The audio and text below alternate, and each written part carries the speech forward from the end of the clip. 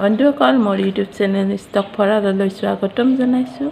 আৰু আজি মই মোৰ বাগিচাত মই অতি সৰুৰ পৰা বনোৱা এবিধ গছ আপোনালোকক দেখুৱাম। বনচাই, আহাত গছৰ বনচাই কৰিছিলোঁ মই ক্লাছ 8ত থাকোঁতে। তেতিয়াই আৰম্ভ কৰিছিলোঁ। এতিয়ালৈকে গছজোপা দেখিবলৈ খুব ধুনীয়া হৈছে। আপোনালোকক সেই গছজোপা দেখুৱাম আৰু প্ৰথমতে মই ক'ত থৈছিলোঁ, কেনেকৈ থৈছিলোঁ সেইখিনিও ক'ম। আহক মোৰ গছজোপা আপোনালোকক দেখাই লওঁ। চাবলৈ ৰেডি হৈ আছেনে? এয়া ওপৰত থৈছোঁ। এয়া এইজোপা গছ মই ক্লাছ 8ৰ পৰা বনচাই কৰিছোঁ আৰু এতিয়া দেখিবলৈ চাওক, দূৰৰ পৰা দেখাইছোঁ কিমান ধুনীয়া হৈ গৈছে, হয়নে? আপোনালোকে কেতিয়াবা বনচাই কৰিছেনে? কৰিবলৈ বিশেষ টান নহয়, সহজে হয় বহুত। আৰু এয়া মোৰ 17-18 বছৰমান হৈ গ'ল গছজোপাৰ, কিন্তু ইমান সৰু কৰিয়ে ৰাখিছোঁ মই, দেখিছেনে? এফুটৰ ওপৰ হ'ব দিব নালাগে বনচাই গছ, এফুটে যথেষ্ট। এয়া ধুনীয়াকৈ কুহি পাত ওলাইছে। বহাগৰ মাহত আহঁতৰ গছত ধুনীয়া পাত ওলাই, ইমান ধুনীয়া হৈছে, দেখিছেনে? দেখিলে বন্ধুসকল, মই কৰা বনচাই গছজোপা।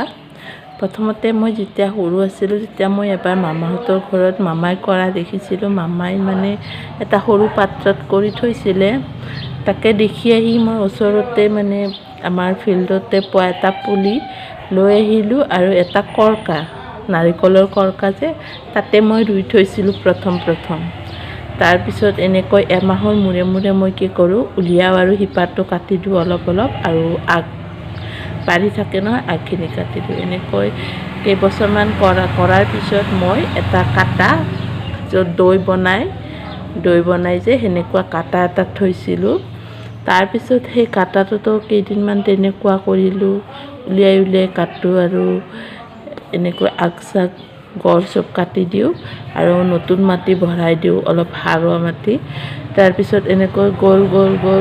তাৰপিছত যেতিয়া 10 বছৰ হ'ল, 10 বছৰত দেউতাই মোক দুটা প্লাষ্টিকৰ ধুনীয়া, মই 2জোপা কৰিছিলোঁ। এজোপা মোৰ ঘৰ বনাওঁতে চিমেণ্ট লাগি পেলাই বেয়া হৈ গ'ল। সেইজোপা বটগছ আছিলে, ধুনীয়া আছিলে সেইজোপাও 15 বছৰলৈকে।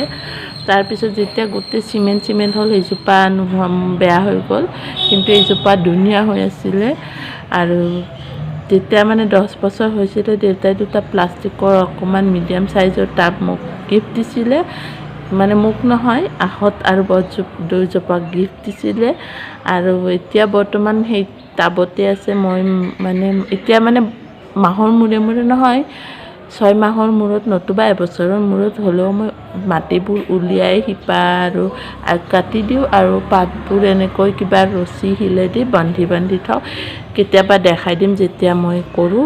আজি বৰ্তমান গছজোপা দেখুৱালোঁ। কেনেকুৱা পালে আপোনালোকে কমেণ্ট কৰি জনাব, আৰু ভাল পালে তেতিয়াহ'লে মোৰ চেনেলটো লাইক কৰি দিব, ছাবস্ক্ৰাইব কৰি দিব আৰু লগতে বেল আইকনটো টিপি দিব, আৰু ভাল লাগিলে শ্বেয়াৰ কৰি দিব। ইমানখিনি ভিডিঅ'টো চোৱাৰ বাবে বহুত ধন্যবাদ। আজিলৈ আহোঁ তেতিয়াহ'লে। যোৱাৰ আগতে মই ৰোৱা কিছুমান ফুলো আপোনালোকক দেখুৱাই লওঁ। এইজোপা চাওক, এইজোপা মই মামাহঁতৰ ঘৰৰ পৰাই চুৰ কৰি আনিছিলোঁ। মামাহঁতৰ ঘৰৰ নহয়, কোনোবা বেলেগৰ হয়, কেম্পাছতে আছিল মামাহঁতৰ। তাহাঁতৰ ঘৰৰ পৰা মই মনে লৈ আহিছিলোঁ।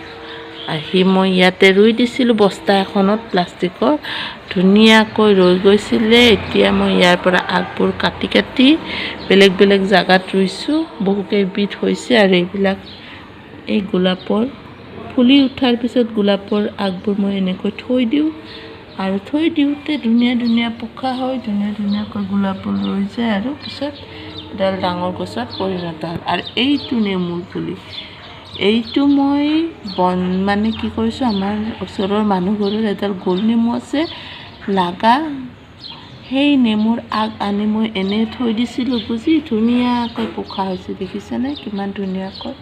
এইবোৰ কৰি মই খুবেই ভাল পাওঁ। এয়া নৰসিংহ এজোপা, আৰু এনেকৈ বহুত আছে। এয়া বেল, এইবিলাক ফুল। কেনেকুৱা পালে কমেণ্ট কৰি জনাব। আজিলৈ আহোঁ তেতিয়াহ'লে, আকৌ লগ পাম এটি নতুন ভিডিঅ'ৰ সৈতে। Bye bye.